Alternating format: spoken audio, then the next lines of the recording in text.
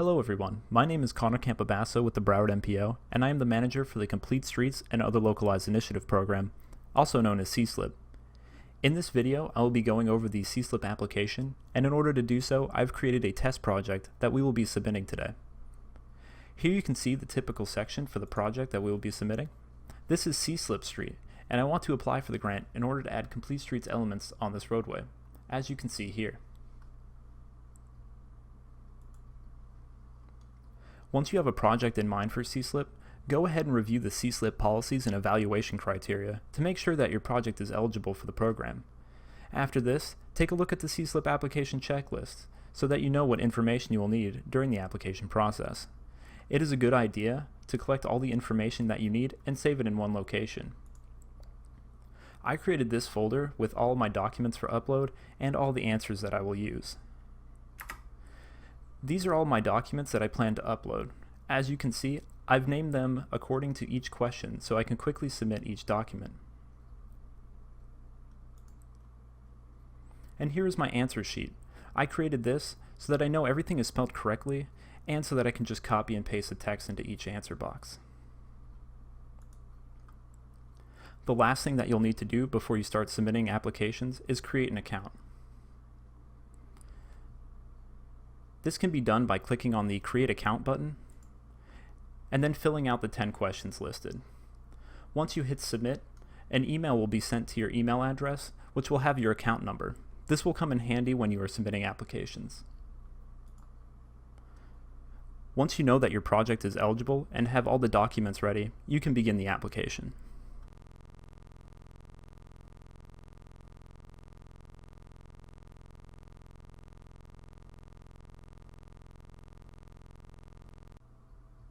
In order to start the application, you will need to go to the Broward MPO's website at www.browardmpo.org.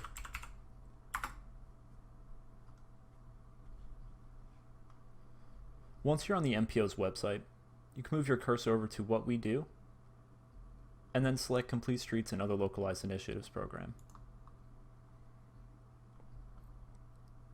This is where you can find all the information about CSLIP, and you'll also be able to find the link to the application's website. Once on the application's website, you can scroll down to the bottom and click Submit Application. This is the application form that you will be working with when submitting for this year's CSLIP cycle. The first thing that you may notice is that the application has 73 questions. But don't worry, you won't have to fill out every question, as you'll see in this video. Though not every question is required, please try to fill out every question that is relevant to your project. This will help future discussions of the project and allow field work to occur more efficiently.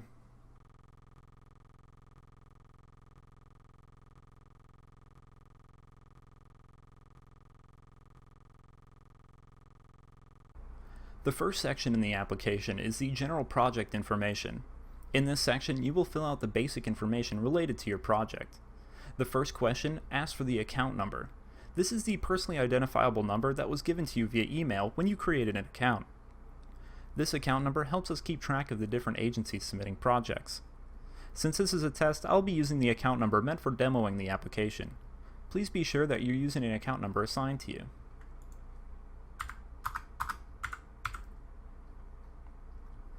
Question number 1 is a title for your project. Since my project involves multiple Complete Streets elements on a road called CSLIP Street, I'll be simply adding in the name CSLIP Street Complete Streets Improvements. Question number 2 is the category for which your project falls under. Since my project deals primarily with Complete Streets elements, I'll be choosing the Complete Streets category. Question 3 refers to the type of facility that your project will be primarily focusing on, whether it be a greenway, state facility, or a local facility. In this case, a local facility would include municipal or county roadways. Since my project will be occurring on a local roadway, this is the option that I will select. Question 4 is the name of the facility the project will be primarily located on. If you're dealing with multiple roadways, you can simply type in various locations or the name of the general area, like a neighborhood. When doing this, please be sure to include a detailed map showing exactly where all the projects are located. My project is pretty straightforward and only has one segment, so I'll name it CSLIP Street.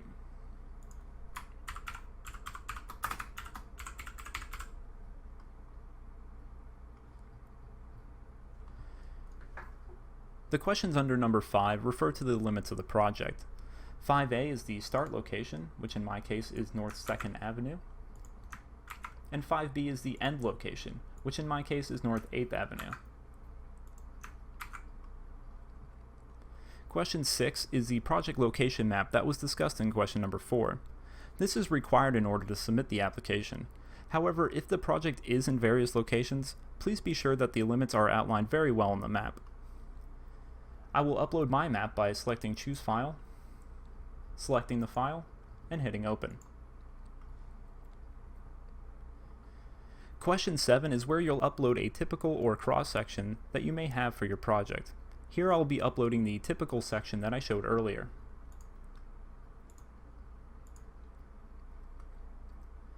Question 8 is in reference to the right-of-way of the project. It is important to note that right-of-way acquisition is not permitted or eligible for funding through CSLIP. Since I know my project is within the right-of-way, I will select Yes here. As a follow-up to question 8, question 8A asks if the agency that owns the associated right-of-way supports the project. Since my project is within the right-of-way, I will select Not Applicable. Question 9 is to make sure that the applicant has ownership or property rights sufficient to construct the project. In my hypothetical project, I do have ownership of the roadway, so I will select Yes.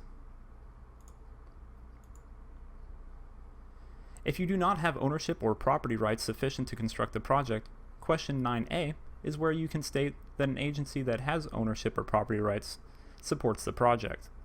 Because I selected Yes in question 9, I will go ahead and select Not Applicable. Question 10 is in regards to the operation and maintenance of the facility that you are applying for.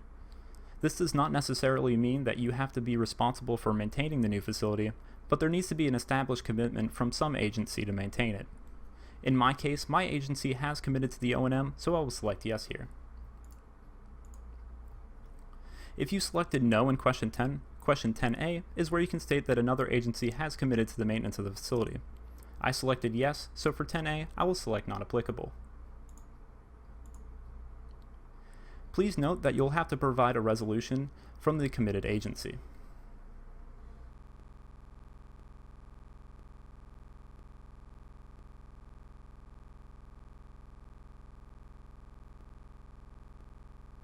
The next part of the application is the Eligibility Verification Criteria section. This section is designed to verify that there is both a governmental level and public level of support. The first question in this section, question 11, is where you'll need to attach your city's resolution supporting this project. The resolution should have 4 main components. The first being the projects listed out.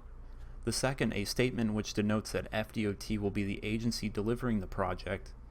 Third is a commitment for the operations and maintenance, but this is only if your agency plans to fund the O&M. If another agency plans to fund the O&M, a separate resolution is required by that agency. And fourth, if your agency plans to submit multiple projects, you may list your priorities within the resolution. This last one is not required, but it is a good idea. I've included all of these items in my resolution, so I will upload it now.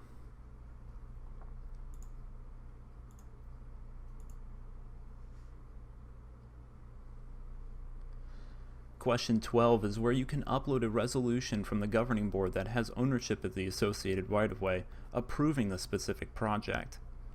This is applicable only if the applicant does not have ownership or property rights. Since I have the property rights sufficient to construct the project and have selected Yes in question number 9, I can go ahead and skip this question.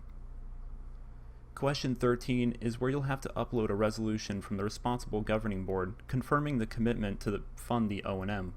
If the agency is your own, this should be included in your resolution you submitted in question 11. If this is the case, please resubmit that resolution here. My agency has committed to the O&M, so I'll go ahead and resubmit that same resolution.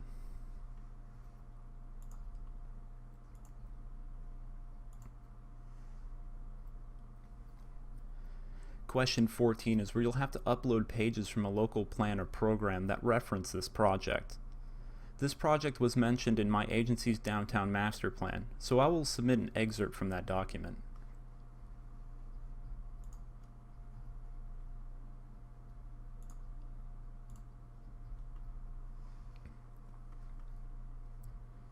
For the final question in the eligibility verification criteria section, you'll need to upload any documentation of public support for this project. Conducting good public outreach is important for this program, especially if projects impact personal landscaping and hardscaping, even if the project is completely within the right-of-way. This was true for CSLIP Street. Although my project is well within the right-of-way, since it is a primarily residential area, it could still be impacting mailboxes, driveways, landscaping, and will be reducing what the residents see as their front yard. For projects like this, it is important that the residents know how these improvements could affect them. My agency was proactive and conducted public outreach well before the application due date and was able to get public buy-in.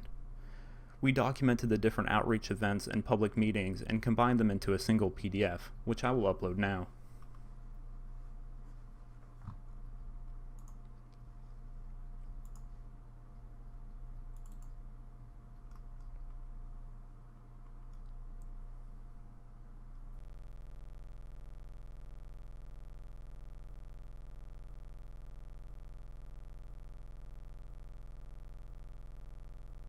The third part of the CSLIP application is the project description section. This section begins to go over the dimensions of the project, from what is currently there to what is proposed. Not all of these questions may apply to your specific project, so as long as they aren't marked required, feel free to skip them. With this in mind, providing as much detail as possible will create a smoother process down the road. In question 16, you'll be providing the existing and proposed right-of-way widths. 16A is where you'll type in the existing right-of-way width. For my project, this is 80 feet.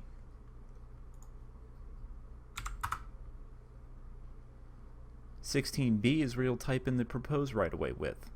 Please note that right-of-way acquisition is not permitted or eligible for funding through CSLIP. My project right-of-way has remained the same, so I'll again type in 80 feet.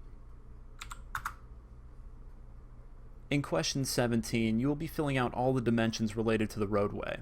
For 17A, you can list out how many travel lanes you currently have. For my project, I currently have 2, one in each direction. In 17B, you can state how many travel lanes you will have after the project is completed. My project does not involve adding or removing lanes, so I will type in 2 for here as well. Question 17C asks for the existing lane width. Currently, my travel lanes are 12 feet across, so I'll type in 12 here. 17D asks for the proposed lane width. In my case, I will be reducing the lanes by 1 foot in each direction, so I'll type 11 here. 17E and 17F are important if you're not planning to reduce all of the lane widths. For example, if you have 4 12-foot travel lanes and you wanted to reduce the inside lane only down to 11 feet, your total would be 46. The reason for this question is so that you can note lane reductions in the previous question, but still show what the total will be. In my project, I'll be going from 24 feet total down to 22.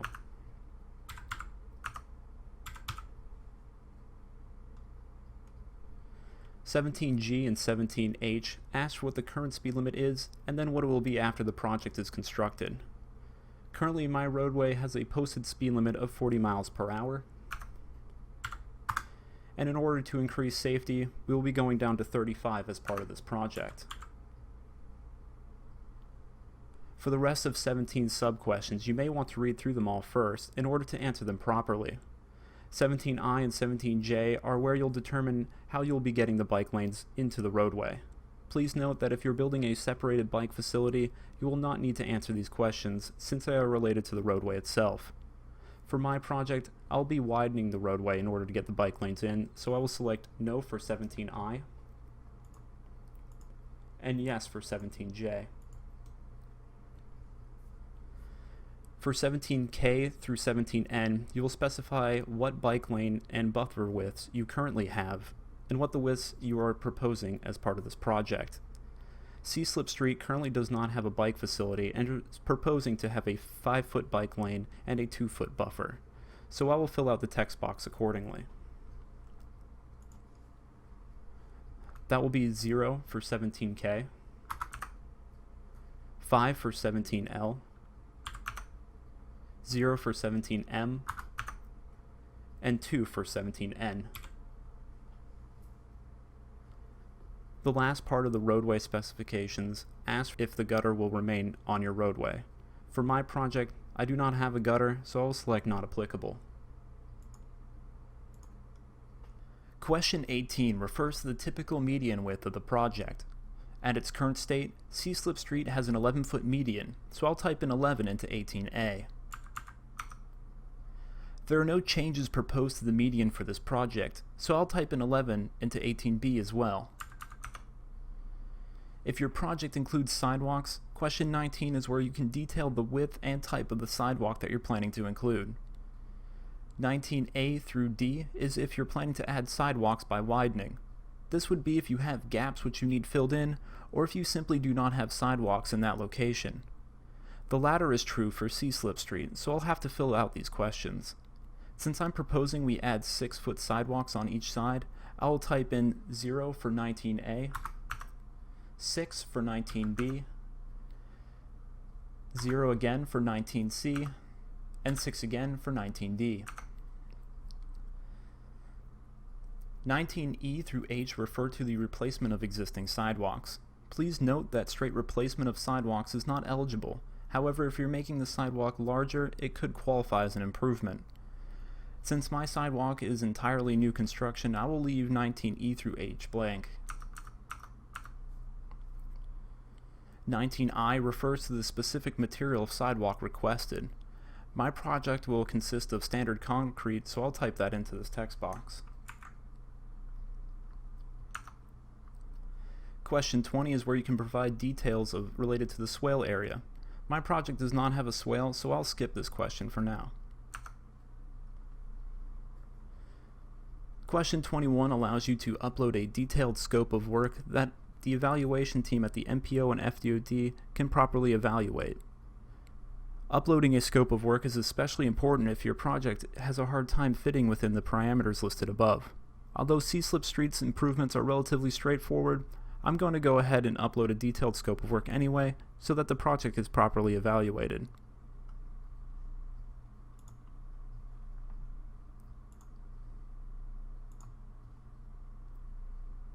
And with this, we've completed the third section of the application.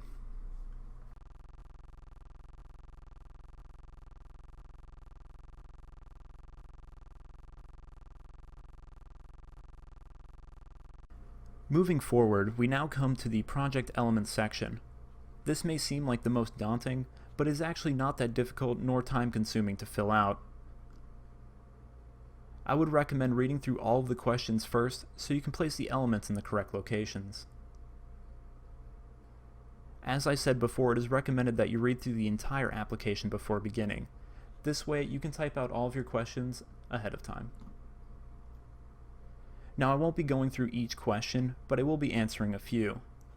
Starting at the beginning of the Project Elements section, you can see each question has two parts, a yes/no question and a description.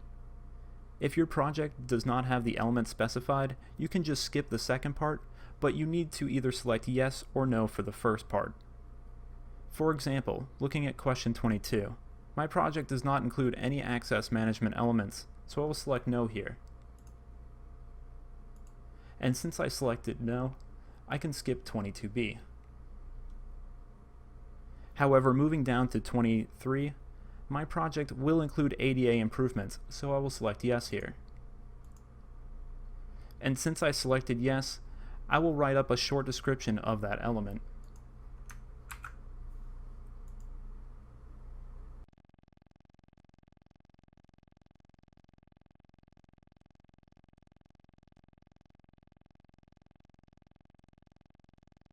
Now moving to the fifth part of the application, the Purpose and Needs section.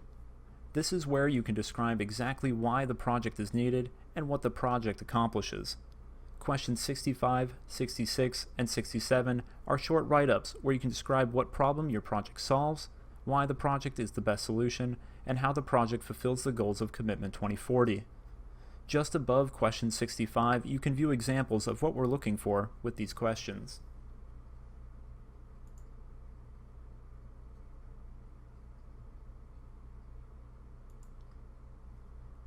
I have already completed my purpose and needs statements, so I'll paste them in now.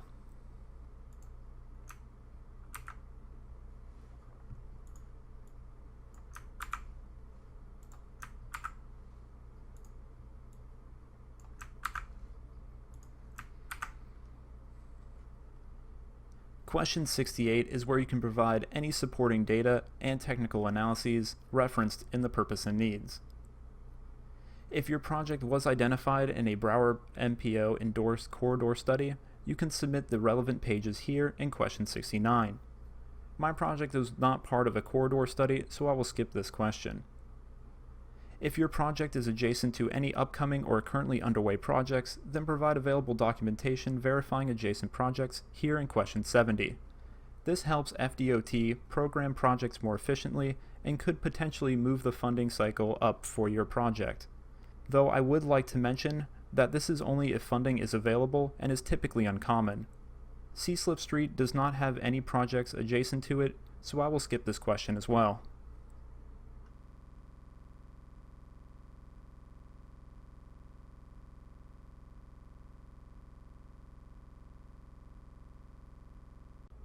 Finally, the last part of the CSLIP application is the project cost section. This is where you'll denote the project's total cost, O&M, and also where you'll upload the FDOT cost estimate sheet. Although CSLIP applications are based off of construction costs only, it is important that you cost out everything.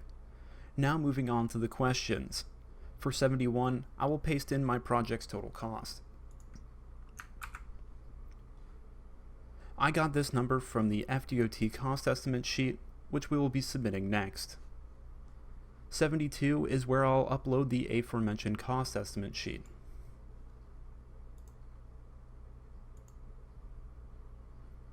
And finally, 73 is where you'll reflect the cost of O&M, which for my hypothetical project will cost about $30,000 annually.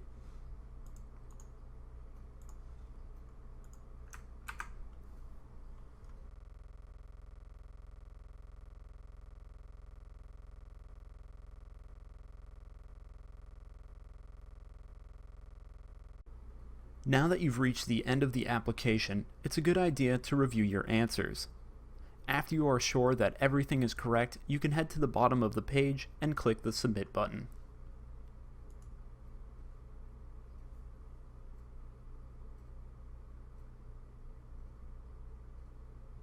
This will take you to a review page. This page will also notify you if something has gone wrong with the submittal. For example, a required question was not filled in. If this is the case, you can simply click the back button on your web browser and correct the issue. If you don't receive a notification like that, and your screen looks similar to mine, that means your application was submitted properly. If this is the case, you can scroll down to the bottom and click Close.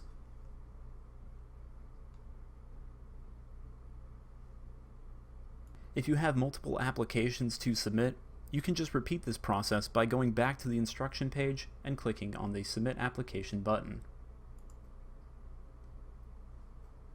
This will conclude the CSLIP application training. I would like to thank you for taking the time to watch this video, and I hope you found it helpful. If you have questions regarding the CSLIP program or filling out the application, please feel free to contact me, and I'll be happy to assist you. Again, my name is Campobassoc with the Broward MPO, and thank you for watching.